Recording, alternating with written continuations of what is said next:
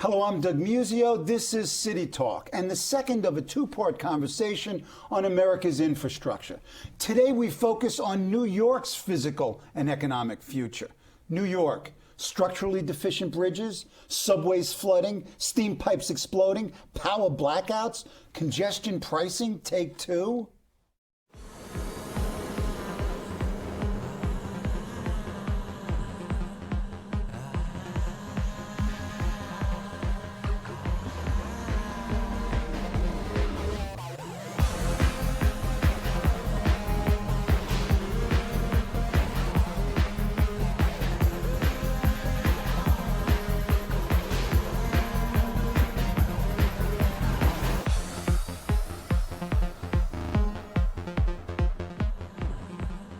Here to talk about New York City's physical and economic future, particularly its transportation future, is Robert Buzz Paaswell. Dr. Paaswell is a distinguished professor of civil engineering at CUNY City College and the director of the University Transportation Research Center, a federally funded center that provides research and training to transportation professionals. Professor Paaswell serves on numerous commissions and task forces, including the MTA Blue Ribbon Commission on Workforce Development and the Governor's Commission on Higher Education. Welcome back, Buzz. Good to be back. Okay, last week we talked about the infrastructure crisis in the United States, and we asked what's wrong, what needs to be done, and how to pay for it. Today, let's look at New York and the region and ask the same questions. What are the development issues confronting New York over the next couple of years, the next decade, the next 25 years? Well, first we can say since last week, nothing has been improved. Okay, So that's right. And probably deteriorated. We can talk more about. Well, New York is in a very interesting position. New York City is one of the few global capitals of the world, and we'd like to keep it that way. And it needs a support structure of New York State. So we would hope that the infrastructure to support development, economic activity, whether it's transportation, energy, water supply, all those would be kept not only in state of good repair, as everyone calls it. State of good repair meaning it's sort of working the day you bought it. You know, your refrigerator is in state of good repair if it's like it was the day it was delivered. Not much of New York City's infrastructure is like that at all. Well, it's being brought up to that. Okay. But that's to just keep us where we are. If we want to compete with the next global capital, Shanghai, or the cities in Southeast Asia, or Bombay, right. And London with all its investment, tremendous amount of investment going in because London's going to host the Olympics in 2012.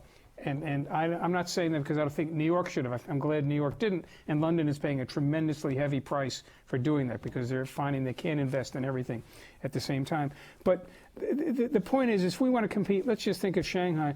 Shanghai has had the luxury of developing and modernizing its infrastructure in the 21st century. So it's a very different kind of infrastructure than ours. It's incredible. You can literally see it building from the swamps up, the number of cranes. I was there last June with Baruch colleagues, and the development is absolutely astounding. And if you look at photos of places that existed 3 years ago, now they've got 80, 90-story buildings in blocks. Right. It's incredible. Well, yeah, and the difference is when you look at Shanghai or even London, and you see the building cranes up. You see those in New York. You see the building cranes up. Absolutely. I come in from the But what you turnpike. don't see is construction, subway construction, and road construction, or new electric supply. You see a little bit of subway construction, the long waited-for 2nd Avenue subway that should have been finished 40 years ago. We have to talk about this. And we hope that it's going to be finished, but we're not sure. Right. The East Side Access. But these are just a few of the projects. What's going to happen with the Tappan Zee Bridge? You know, $20 billion. Where are they going to find the money? Fix it. Build a new one. What about the railroad? Are we going to? We have overcrowded rail between New York and Albany. What are we going to do about that? Are we going to add more capacity along the Northeast Corridor between New York and Washington, especially in New Jersey? These are all major investment questions, and the investment isn't just do we have enough maintenance money to keep the things at state of good repair and keep it so the subways don't flood, for example, or the stations get cleaned a little more often.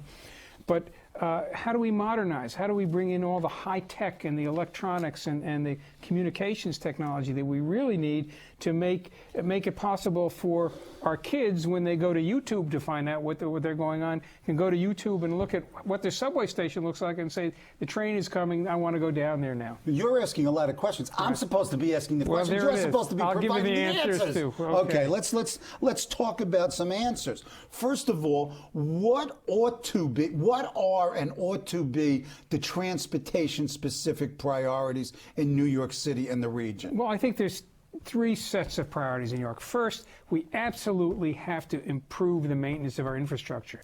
And while New York is a transit-oriented city, we have to improve the quality of our streets in New York. You drive over the streets in New York, it's like driving over a proving ground. Wait a minute, Luna landscape. Yes. I mean, certain parts of Queens that I drive to, forget it. Right. And so, I mean, it's not acceptable in a sense. We really have to. The MTA and the MTA is under incredibly good leadership now. Board, staff, everything. It's in concert. The problem is not enough money.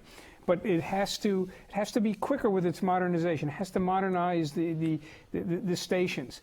The Long Island Railroad, more capacity. Metro North, more parking lots, more capacity. But just to maintain it's going to cost $20 billion. Where do we get the money? Well, there are a number of ways of where we can get the money. One is the old-fashioned way that was there until people began giving money back, is through taxes. Oops, people don't like to hear the word taxes.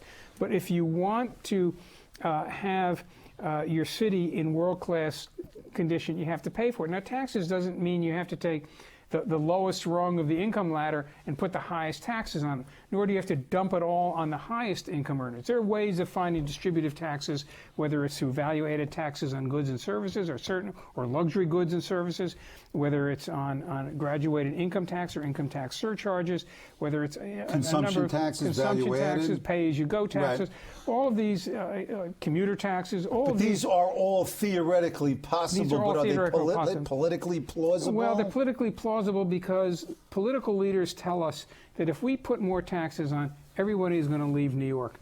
And I sort of like the example of first of all, of New York and Paris. Paris, to pay for public transportation in Paris, it has zoned taxes. Employers in Paris have to pay taxes for locating in the core of Paris. And the closer you are to the heart of Paris, the higher your tax. Sort of a congestion pricing. And you don't actually see people running out of Paris to go someplace else. Paris is Paris. Everybody wants to be there. Manhattan's Manhattan.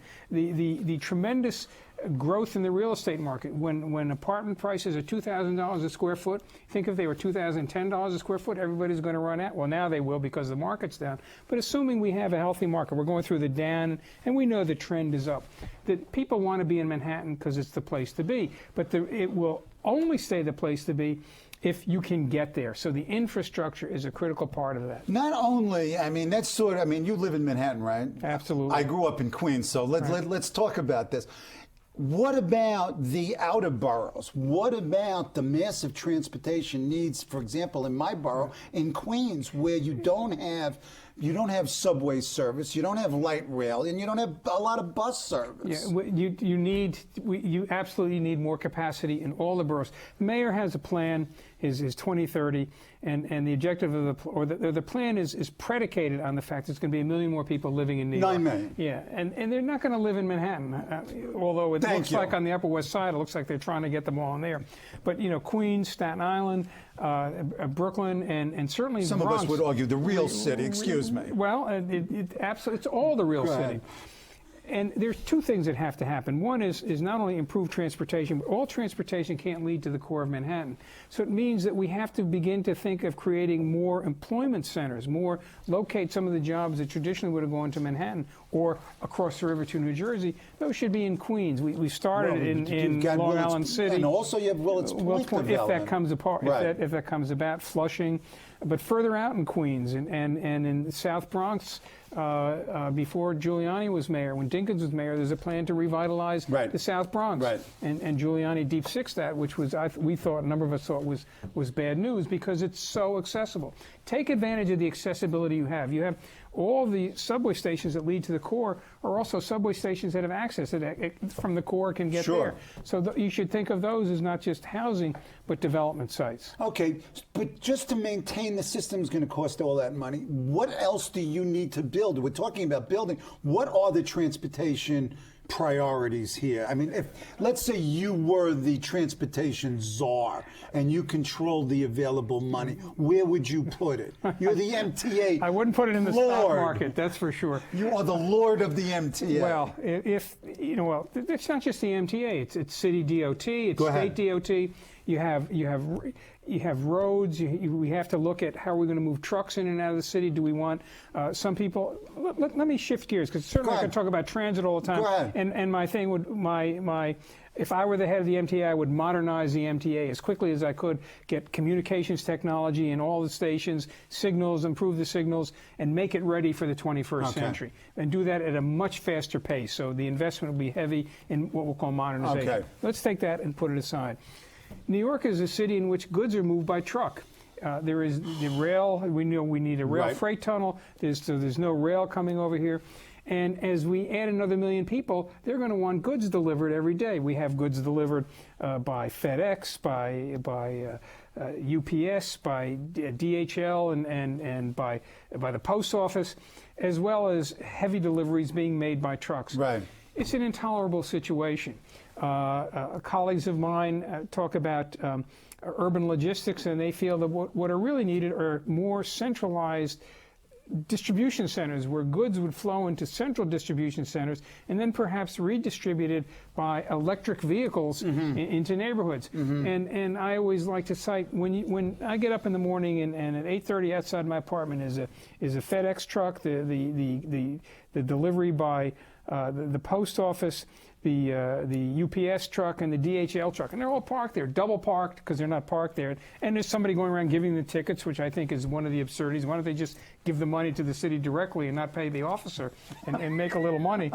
But why that should be done by one truck? It should be through a centralized warehouse. And it wouldn't be that FedEx, they would still be responsible for the delivery, but why do you need 4 trucks when one truck or one electrically operated vehicle would do that? Or people could go to pickup stations. People don't, you're not used to that. But the point is there are other ways of doing things. So one is for environmental purposes and for capacity purposes, relook at how we deliver goods. That's an important thing. In terms of public transportation, we have to modernize the system. We have to be resolute about finishing 2nd Avenue subway. I think that's important. And we need more capacity throughout the city. As a Manhattan person, we need new rail capacity on the west side. That hasn't even been planned or built yet. Give it to Queens first. Come on. If I'm the czar, you can have it in Queens. Okay, thank you. But so the 2nd Avenue subway, out of the major transportation initiatives, other than the modernization, which is key, seems to be the central priority above the extension of the 7 line, the East Side access, etc. This is the most important. Well, East Side access is also important because it deals with getting people from Long Island into the east side of the city instead of going to Penn Station and coming back. It's going to create more demand, more job demands. You find that people like to work to where they can commute. Right. So you can attract Long Island people more to the west side, let's say, than the east side, because if they go in Long Island Railroad and end up at Penn Station, they have to, in one way, schlep all the way back to the east side. But if you have access to the east side, you'll create more opportunities. It's an economic engine as well as just a time-saving engine, and that's what transportation does. But the issue that we want to talk about with transit that I mentioned before is that transit creates access, so that it also makes it possible for some of those 1 million people are going to live in New York.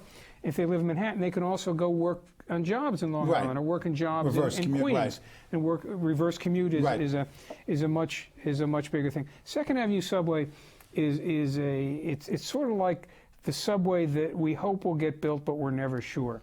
And it's, how many times in my lifetime we've done it? 3 times already? And phase 1, down to from 96 down to 63rd Street, is being built now, and then the hope is to build the next 2 phases down to 14th and then down to the inner city. I have a feeling you and I will be in the ground somewhere. Well, I hope not, you know, Go but it's a project its timetable is about 17 years, and it's $17 billion now. It'll probably be more than that later on. And 25. we have no money now. I mean, that's we've run out of money for everything. So this ain't going to happen, you're telling me? Well, no.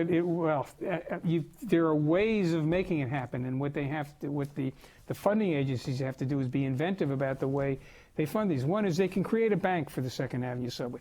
All the transit money, and it goes into little envelopes for projects. But some of that money is fungible. If you're running short of money, let's slow down Second Avenue, take some of the capital, and put it someplace else. And you do have this administrative and financial flexibility. You have that flexibility, but I think that for certain classes of mega projects, like Second Avenue subway, you have to, in a sense, create a bank for that project, where you find ways of both putting public and private money into the bank, and the bank is to take deposits out only for that project, rather than making it as fungible as it can, and be sure that you keep on the timetable. Okay. You testified before the Ravitch Commission on transportation, and in your testimony, you asked a series of questions. In a sense, I'll ask you some of these questions again. First question seemed very important. Why can London, Tokyo, Paris, and Shanghai have extensive expansion and modernization programs while the MTA cannot? Very simple. All of those cities have the blessing of the national governments. New York is an orphan when it comes to Washington. So in a sense, it's the American federal system. It's the current American federal system, under the post-Reagan philosophy of how we fund things. Okay. Do Europeans, for example, do they do transportation differently than we do? Or is there a model there, other than the fact that the national government should have more involvement and certainly in funding? What else? Well, the Europeans found maybe a decade or 15 years ago that, like the United States, public transportation was becoming very expensive to provide. And these were in cities which public transportation was the way to get around. Right. But like everything else, the great American export, the automobile, took over. So in order to fund transportation, the European Union said, we're going to change the structure of our transit providers. And instead of having an authority like we have here, the MTA, which is both oversight and the operations in one thing, we're going to have the oversight unit at the top, whether it's a city government, whether it's a freestanding government like Transport for London in London, whether it's a public agency or a transportation authority. But that's going to be public or quasi-public. It's going to be run by the public, and they're going to set the standards, set the funding, set the amount of service. But not do the operational. The operations is going to be by separate companies, and it's going to be contracted out, as they call it, and it's a requirement. It's a European Union to be contracted out. Now, that doesn't mean totally privatized. It could be contracted by the city that was previously providing it with the same union labor, but when they do the contract, they have to guarantee they would provide it for certain marks. Sure. Otherwise, they wouldn't get the funding they would, and they would be responsible for it. And so you say, well, supposing they don't meet the marks, well, then the authority can fire everybody and start again, in a sense, or go to another model. In some cities in Europe, it's contracted out. In London, for example, the bus service is contracted out. They have a bundle of routes. They ask people to bid on them, and they provide them. Interestingly enough, it's not free. All of the routes, the ones who are most successful, are the ones that need the least subsidy, rather than the ones that are going to turn a profit. London, for example, even though I always use public transportation, particularly the underground, it's expensive. It's very expensive, much more expensive than New York. Yes New York and no. is yes and no. Yes and no. I mean, you look at my visa bill; it's yes. I'm going to tell you why. Because they're very smart in Europe, and this is one of the things I talked to the Ravitch Commission about: is are we setting the fares right in New York? Okay, that was my next question. Yeah. And the one-time fare, if you're going to use a subway in London today. Actually, it's gotten cheaper over the last few weeks because the pound dollar has changed. Thank you. But if you're going to use the subway in London, even for 1 or 2 stops, it'll cost you £4 if you use it once. 2 weeks ago, that was $8. Now it's $6.50. Right, So but still, excuse me. It's a lot of money. Yeah, I mean, that's like Spring Street to Astor Place. But if you buy a multi-use Oyster card, it immediately drops to £2 or under. But it's still $3.50 to $4. It's expensive. Yeah, it's expensive. What for they 2 want to stops. do, they've decided in Europe, is to get more of the operating costs out of the fare than we get here. Should we be doing the same thing? We probably should. I think the problem with there's a number of issues that come with setting the fares in New York, and I think all of them can be responded to. One is that the fares have traditionally been kept low in New York because, in one sense, we're subsidizing the employers by making it possible for their workforce to get to work cheaply. And also providing workers the means to get to the jobs. Yes, but they get good salaries in return for that. Some. Some do, Okay. absolutely. But we could do this for an hour. Go ahead. But if you were to raise the fare, then whose responsibility is it? If you were to see here the issue is it boils down to something very, very simple, even though it's very complex, and we could lecture on it for hours and hours. I'm sure but we could. let's simplify as much as possible. The city has a social policy to keep transportation inexpensive, to keep it because they say it's for the value of the workforce or the equity issues. And I think there are ways of dealing with the equity issues. But then the city then puts the burden on the MTA to meet its social obligation without refunding the value of that social obligation. So we underfund, the city as an entity underfunds the MTA. Absolutely, the city and the state underfunded by hundreds of millions of dollars, saying you should keep the fare low, you should keep a lid on labor costs, because, you know, and the irony is, of course, that the stockbrokers don't want the laborers to get more. That's a whole other discussion. Okay, please, we can go there. And because, you know, I'm very happy when I know that the person maintaining my bus lives near me, and I'm willing to pay him what he deserves, because they are very skilled people. If we were to reset the fares, what would we do? Supposing we set the fares higher to really say to the MTA, you're in the transportation business, charge us what it takes to run transportation for the levels of service we want. I don't want the 1 train crowded every morning. I don't want the 104 bus crowded at 11 o'clock at night when I come home from downtown. But you don't want to pay $3.50, so you've got I would pay $3.50. You would pay $3.50, but wait. I would pay $3.50. And the worker would pay $3.50, and I'll tell you under what circumstance he would pay $3.50. Go ahead. He would pay $3.50. One, if he knew he's coming on the number 2 from the Bronx in the morning, he could get a seat on the train. Okay. If the train was reliable, so he could spend 15 minutes more at home in the morning without saying, I better get to the train early because I don't know if it's going to be reliable and I'm going to get a seat. He's buying time, and he could get downtown. And if the return trip was like that.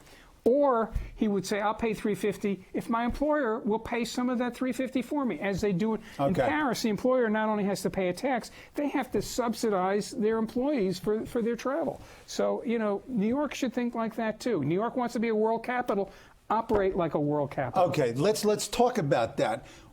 London, you've talked about as a world capital, and the last time we talked about one of London's experiments, congestion pricing. Right. Now, you and I last talked on this set last year, almost exactly to a year, and at that time we talked about congestion pricing as a possibility in the future. We know now that the legislature killed congestion pricing. Number one, can it be a phoenix? Will the Ravitch Commission recommend it? And number two, how has the political calculations at all changed? Well, I'm not privy to the inner workings of the Ravitch, the people on the Ravitch Commission, but my sense is from testifying and talking to some of the members is they would like to revisit congestion pricing. Maybe not exactly the way it was before, but certainly something to basically do 2 things, and not just to reduce congestion, which is in theory what it's about, but to raise the revenue to pay for transit.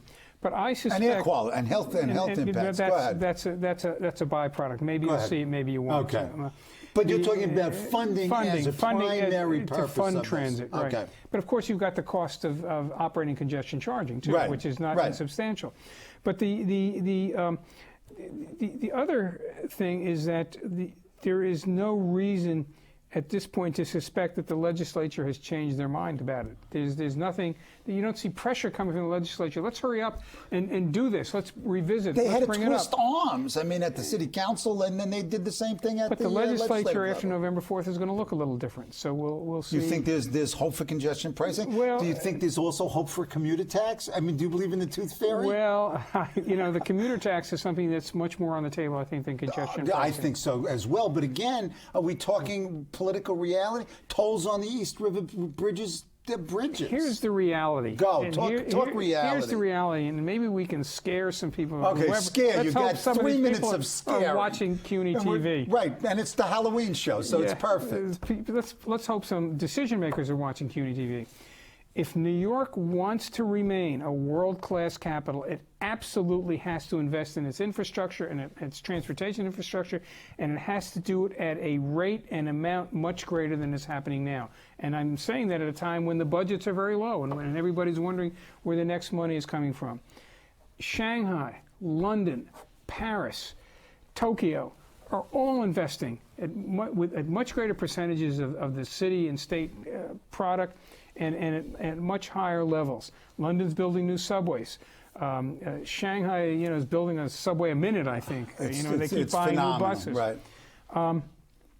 It's to support the fundamental infrastructure, the economic infrastructure of the city. If it doesn't, when I was asked by the mayor's commission, they did a little movie that said New York is going to get to 9 million people, and if the subway stay congested, it'll be really more congested when the 9 million people here. And I turned it around and said, if the subway stay congestion, you'll never get to 9 million people. Right. People will live here. It'll act as a brake on development. Absolutely. That's worse than taxing people. I think you give people back in their taxes a value which is increased accessibility. The congestion charge in London, and everybody's scared, if congestion charge, nobody will go to central London. More people go to central London. It's more accessible. It takes you less time to get down and go through it. Businesses thrive. People want to work there. People want to walk there. So, and they're paying for it. They're paying a big price for it. Okay. So we've just spent 25 minutes talking about primarily transportation, but we could do another 25 minutes on energy, waste removal, water supply, sewerage, the port, the airports, etc. So the agenda is huge. You've got all these needs, you've got all these competing interests, and you've got no credit market. I'm not optimistic. You'll have to come back and persuade me. Ditto for all the rest. Okay, this has been the second of a two-part conversation with Professor Robert Paaswell on the infrastructure crisis in the United States and New York. What's wrong, what needs to be done, and how to pay for it. Tune in next week for an election post-mortem with the CUNY political wise guys.